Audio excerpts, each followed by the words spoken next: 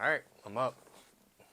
Still always weird looking at yourself in the camera. What's going on, everybody? I happen to be in my bedroom today because my girlfriend's out there cleaning the bathroom, listening to a video. She's listening to a lady talk about how to get your man to do what you want them to do.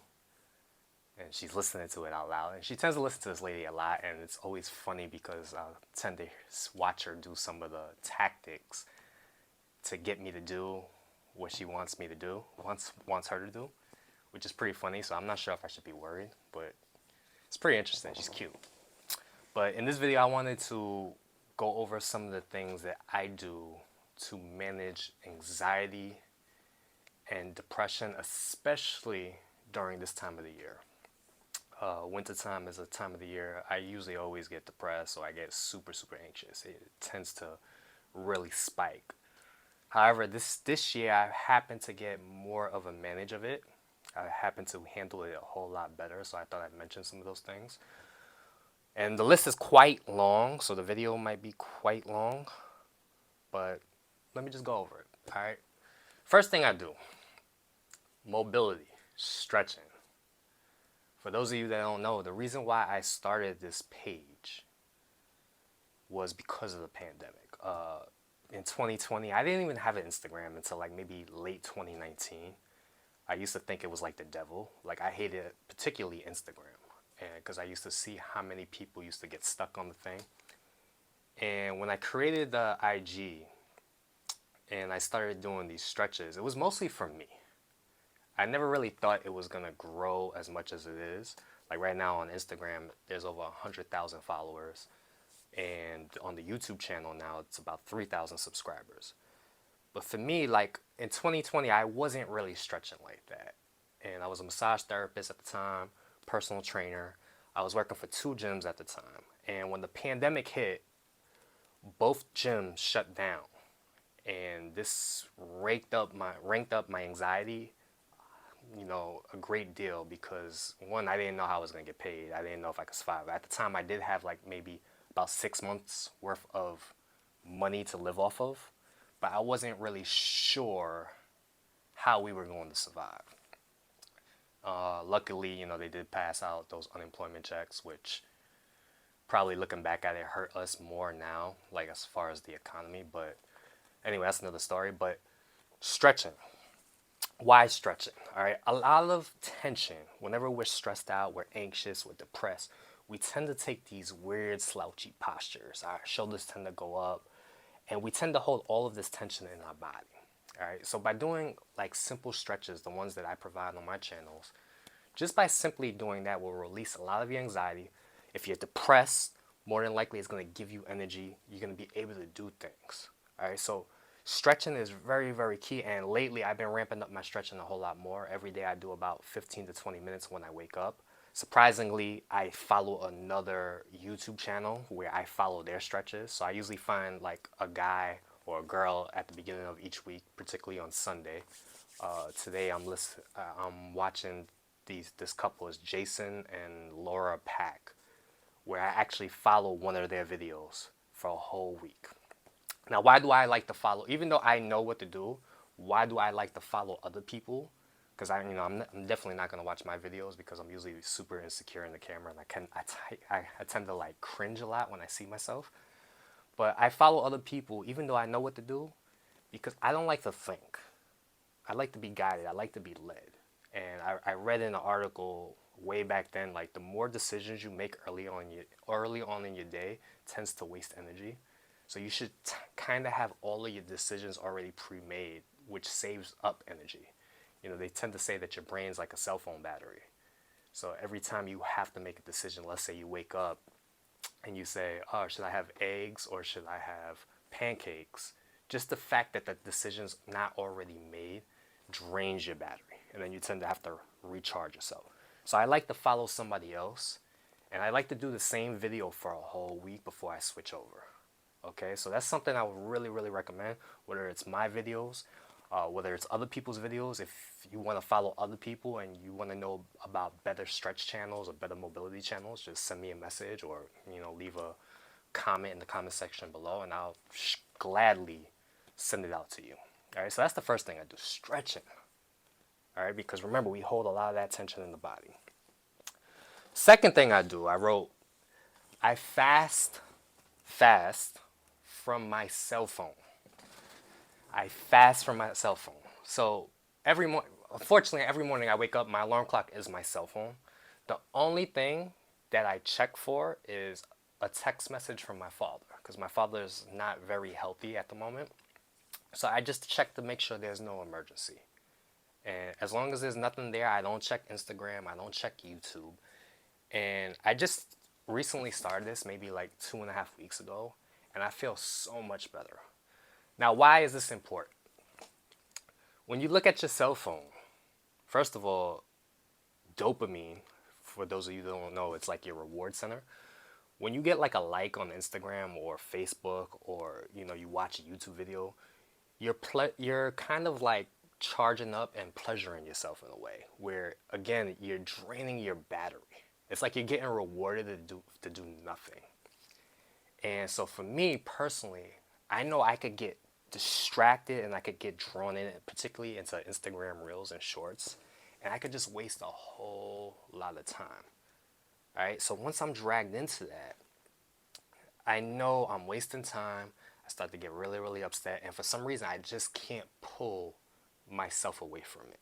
So I tend to fast from my cell phone for at least maybe an hour and a half to 2 hours before I even like check it. Okay, so that's number two. So I would recommend, don't check your cell phone for like at least a half hour. All right. Third thing I do, light. Ultimately, you do want to, the wintertime, it is darker. It gets dark fast.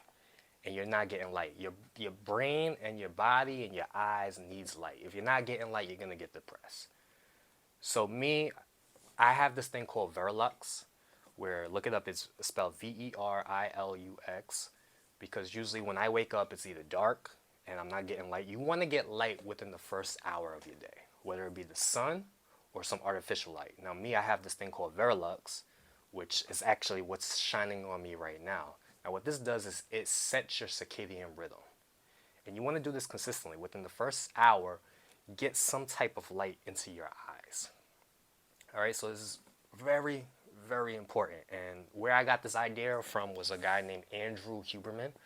He talks about this so much. He's a neuroscientist. He's always talking about the brain, how to avoid things, how to, live a healthier, high performance life. So check him out. His name is Andrew Huberman. He talks about it. But get light in your eyes within the first hour of the day. Fourth thing I do, cold showers, especially during the wintertime. Now, me personally, I fell in love. There's a guy named Wim Hof. I really fell in love with this guy. He was all about, exposure to cold, deep breathing. And he always talks about cold showers and ice baths. Now, this is where I messed up in the past. Usually, when I put the water on, what I try to do is I try to amp myself up and fight with the cold. What I do now, and this is an exercise I learned from a guy named Julian Blanc, whereas when the cold water hits, when it comes down, not even when it hits, I look at the water and I take a few deep breaths and I relax as much as I can, because I can feel the anxiety bubbling up inside of me. It really starts to bubble up, but I try to relax into the anxiety. So for me, there's always a place where you feel the anxiety, particularly one place more than every other. And for me, it's usually my neck. Like, as you can see right now, me talking, I'm probably hiking my shoulders up a lot because I'm anxious. I'm always anxious when I talk to the camera. But for me, I feel it in my neck. And what I try to do is I try to relax my shoulders and I try to get relaxed. This is before I even get into the water. I don't want to fight with the water. I want to relax into the water. And then when I get into the water, of course, I start to tense up a little bit, but I try to tell myself to relax. And this is preparing me for real life. It's preparing me for when I do have moments of anxiety that pop up. It trains me to relax into that moment. All right, so cold showers help with that. On top of that, you do get a huge dopamine release. You do feel really, really good afterwards. But please don't fight with the cold. Don't try to like amp yourself up. Don't come out being like, ah, because that's what I used to do. I used to play like this Viking music, and then I used to jump out and like just like get all charged up, and then a half hour later I feel like I drained my battery. I'm like tired again, and then I start to get really, really upset. So that's the fourth thing I do. Fifth thing I do, diet. Diet, diet, diet, diet, diet. Just how I fast with my cell phone, I tend to fast even more with my food. So I tend not to eat the first 4 to 5 hours a day. And I really do believe we're supposed to be doing this. I believe we're meant to be hungry because we do come from, you know, ancient civilization where we used to always have to hunt for our food. Unfortunately, today it's super easy just to order food and get rewarded. So I tend to fast. Then, on top of that, not only fasting, my first meal of the day is always low on carbohydrates. All right. And this was a complete game changer for me. As a trainer, when I used to be like a full-time trainer and I looked my best, I never used to care what I ate. It was all about the way I looked. And I have this saying now that the quantity of food determines the way you look, but your quality of food determines how you feel. So back in the day, when I used to be a full-time trainer, all in it, I used to look amazing. I used to eat all this crazy food, McDonald's, Wendy's. And believe it or not, if you're trying to lose weight, you can lose weight eating fast food. Again, it's about the quantity of food when it comes to losing weight and building muscle. But I always felt like crap. I was always drinking like these high sugary energy drinks. And then, you know, because I was eating so many carbohydrates, my insulin was spiking up and down. So I was always like, I would feel really, really good, charged, and then I would like crash really, really hard. So I avoid carbohydrates early in the day. And then I tend to have all my carbohydrates later on in the evening. So I tend to only eat twice a day. And usually my diet is super, super simple. Like I usually have spinach with eggs or spinach with chicken. And then in the evening time, I usually have a sandwich where I get my carbohydrates. I'll get like, either like a turkey sub with cheese. And this is what I do. By avoiding carbs early in the day, my blood sugar levels tend to be consistent. And I tend not to like have these crazy spikes of anxiety. And if of all of these, this was probably the number one thing that helped me the most. All right, diet, fast, avoid carbs early in the day, have your carbs later on. Spinach and chicken is usually my go-to meal, or spinach and eggs for my first meal, but avoid carbs early in the day. All right, this is what worked for me again. Number 6, supplements. Supplements. I just had a friend who, maybe 3, he's not even a friend, he's more like an associate, a person I see from time to time, who was going through crazy, crazy depression. And as I was talking to him, I just asked him, like, do you take any supplements? And he was like, no. And this is a person who's super, super jolly. Usually I see him, he's always upbeat, but for whatever reason, it could be wintertime, just like me, he's crashing. And I recommended these supplements to him. And surprisingly, it's surprising because this is a person I don't see too often, that when I told him to do it, or I gave him some advice, he actually did it. But for whatever reason, when I tell my friends to do it, or people that are close to me and people that know me very well, when you tell them to do it, I guess because they're in contact with you so much that they don't really value you as much because they have access to you. But this guy, I mean, he knew I had a pretty big following on social media. He knew I was a trainer.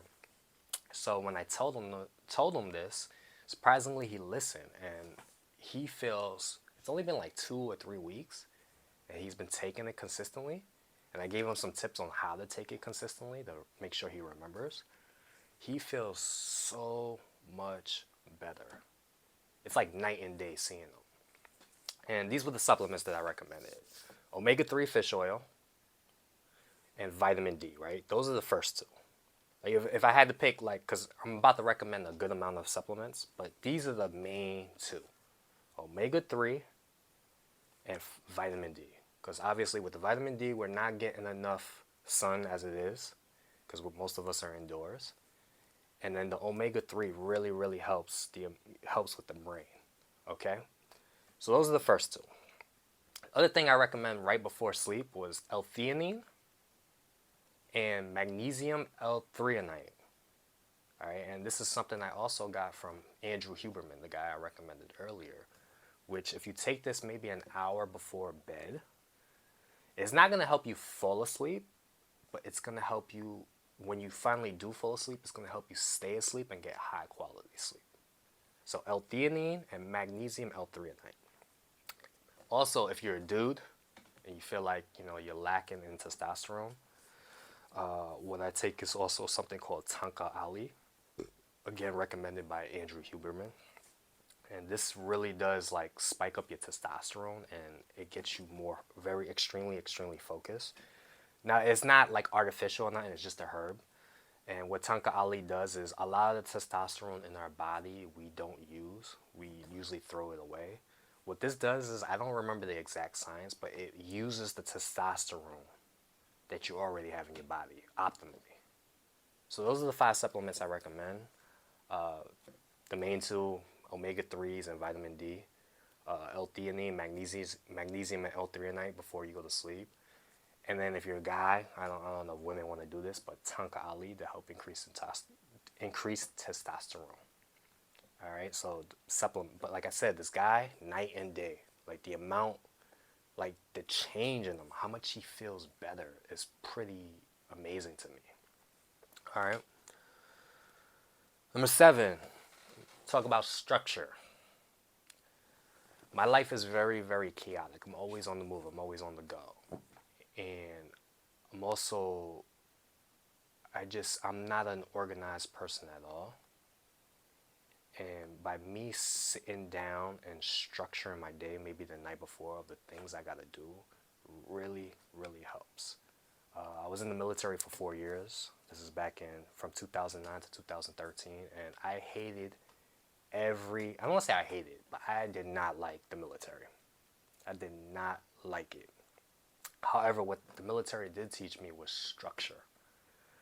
And I remember I used to work, let's say when I was in the Navy and when I was docked, I used to work Monday through Friday from 6 a.m. to about 5 p.m. And they had something called the POD, Plan of the Day, which was very, very structured. It was well organized of what you had to do every single day. And then afterwards, I would go home, I would take a nap, work out, eat, and go back to sleep, right? That was my life Monday through Friday. Now on Saturday and Sunday, when I didn't have work or something called duty, all I would do on Saturday and Sunday is I would wake up, go to the gym, and then play a little basketball, and then when I was done, I'd be like, okay, now what? Like, I had no plan. And for whatever reason, even though I hated work at the time, like come Sunday evening of me just sitting around, like not doing nothing after I played basketball, I worked out, and not really having much friends, I would get really, really depressed, and I would actually look forward to going to work, even though I hated work. Because what work provided me was some type of structural plan, something to do with my time. So structure is very important. Plan out your day the night before. I promise you, just by knowing what you have to get done is going to help with anxiety. And the fact that you have a plan, when you get things done, it increases dopamine. You feel that surge of like accomplishment, and it'll help you avoid being depressed. All right, so that's 7. Number 8, chunking. What is chunking? It's breaking the hard things down into manageable steps. That's all it is. Take small steps, especially when you're trying something new. Don't try to go all in. Like, try to do manageable things. I have this saying, do the hard things in the easiest way possible. I'll say that again. Do the hard things in the easiest way possible. And plan to do the hard things first early on in the day. So just make it as easy as possible. Figure out a way to do that. So that's what chunking is. So that's number 8. Number 9, work out and exercise. Now, me being a trainer, it's very important that I keep this up. However, for a lot of my clients, what I recommend is work out 3 to 4 times a week, but exercise every single day. What do I mean by exercise? Just choose an exercise, maybe do 1 set of 10, whether it's body weight squats, push-ups. Do it at least 10 reps, 15 reps. Why am I recommending this? Because you want to stay in momentum. All right, they always say an object in motion tends to stay in motion. By exercising every single day, you tend to keep the habit going. Because let's say you train 3-4 days a week. Let's say you train Monday, Wednesday, Friday. Saturday and Sunday rolls around and you don't do anything. Come Monday morning, it's going to be really, really hard to get back into your workout routine. So again, I recommend working out 3 to 4 times a week and exercise every single day. Whether it's just one little exercise, it could just be a set of push-ups, a set of squats, whatever it is. Do it every single day. If you're having problems like coming up with ideas, and again, you need like somebody to guide you. Me, my brother, and my friend Kevin, we're going to be doing online training very, very soon. And we'll be sending out messages to people that are interested. And we will structure it for you and make it as easy as possible. Make it as convenient as possible to make sure you get it done every single day. So if you're interested now, just leave an email or send me a DM or whatever, and we'll get back to you, okay? Number 10, this is a new one for me. Reaching out to friends. I'm a very introverted guy. I tend to stay to myself. So this is a new thing I'm doing. Like in the evening time, I'll send out text messages to people or even make a phone call here and there. I hate talking on the phone, by the way. And just by doing this and checking up on somebody else makes me feel a whole lot better, especially with the depression part. And knowing that other people are going through it, this is going to sound bad, lowers my anxiety. By me helping people out and reaching out, particularly like, my clients, I'll just send them a text here and there and making them feel better, lowers my anxiety, lowers my depression, makes me feel a whole lot better. So this is a new one that I've been practicing. I particularly do this in the evening time because I do try to avoid my phone because, again, I could get lost in it. So reaching out to friends is number 10. Number 11, walking. And no, I don't consider walking is not part of the exercise thing. It's just walking.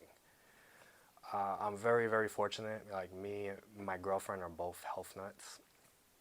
And we go on a walk almost every evening together. And it's usually about a half hour to 45 minutes. And just by doing that, just moving and then we talk, makes me feel a whole lot better. So I do recommend at least doing 15 to 20 minutes of walking every single day. Now this is not a part of the exercise idea. Like exercise, I mean like some type of resistance training. But walk every single day. And then the last thing I do is meditation. Now I'm going to tell you a quick story. I don't even say quick because obviously I'm about 24 minutes into the video. I meditate like a lot, and I realize now over the years the way I was meditating actually increased my levels of anxiety and it increased my depression. The reason why traditional meditation is all about going inward.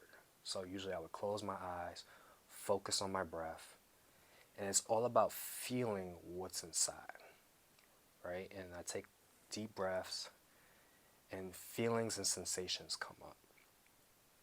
And what happens is that made me very, very in tune with my body and my feelings to the point where whenever I feel something, I'm too aware of the feeling. So I tend to drown myself in the feeling. So when the anxiety comes, even if it's a little bit, I really feel it. Where most people could ignore it, like I feel it. And like my girlfriend, I could be watching like a show and like a person starts crying, and my girlfriend always looks at me because she knows I'm gonna start to tear up as well. But I really, really feel it. I'm too in tune with my feelings and emotions, which is it's not beneficial. However, there is a way of meditating, which I've been doing for like the last 2 weeks. It's called exteroception meditation, where it's you meditate with your eyes open. You focus on the object in front of you. You pick an object and you just focus on that object. And that's the meditation. And you breathe. And what you're doing is you're taking your awareness outside of your head, outside of your body, and you're focusing on the object. And this is what a lot of high achievers do. They tend to, I don't want to say ignore their feelings, but they tend to focus on the outside world. And me doing that, not so much focus, I realize I have a lot of problems because I do evening meditations where I do close my eyes and I go in and I try to release feelings and sensations. So I'm learning how to let go. But during the daytime, it's more of a focus. Like I want to narrow my focus in the daytime. What I used to do is always close my eyes in the morning time and like go inward, and then I'm too aware of my feelings. So what I recommend with meditation now is meditating with your eyes open and focusing on an object for maybe 15 to 20 minutes and just focus on the object. And by doing that, the last few weeks, I've really, really lowered my anxiety by a whole lot. So again, these are the things I've been doing to manage my anxiety, more particularly anxiety than depression. Hopefully you found the video helpful. I know it's kind of long. I know a lot of people probably just scrolled on, but it's just something I thought that I would share. So I'll leave a list on the bottom, in the caption or in the description, because I'm going to post this both to my Instagram and my YouTube. But hopefully you guys enjoyed the video. Hopefully you found it helpful. Again, these are the things that I do. You don't have to take any of it, but try it out. All right, peace.